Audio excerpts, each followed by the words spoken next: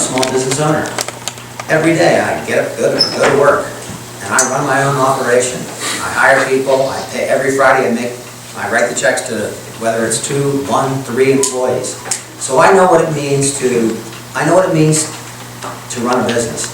And I know what small business people go through in the state of Maryland. Now there are businesses that are a lot bigger than mine. So I can't say that I'm the smartest business person around. But I'll tell you this, I have learned to listen to everybody. And I will. I don't know. I hear people say, and I've been to other states too, that say that this state is not friendly to business. Not that Maryland's not friendly, but you go to Maine and they say, well, Maine's not friendly to business. Well, I'm going to tell you this. Small business people are going to have, they're going to have an advocate right at the table. And I know what it means to where the rubber meets the road in a small business. And I'm going to make sure that our small businesses have whatever they need to grow.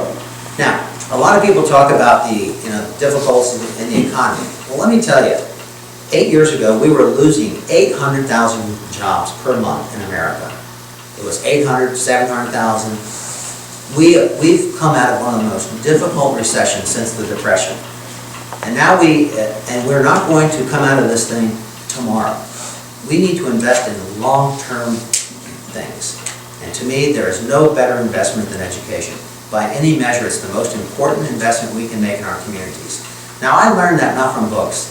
I learned that from my life experience. When I have students who come to my office, and I have interns through high schools, and I have interns in the college who come work for me, 3 of them have gone on to become excellent lawyers. And I know exactly what it means, exactly what it means to be able to draw from talented people, and I know that businesses need that. It's not cut my taxes by 1/4% or 0.5%.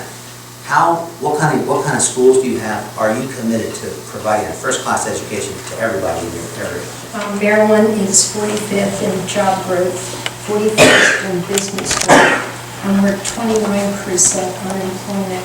And the Eastern Shore has not rebounded through the recession.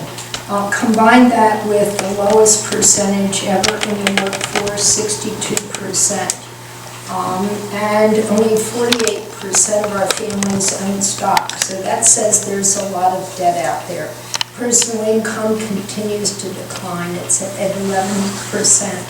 So we've got some significant issues with why we need to improve the business climate. And I think it's a diversified approach.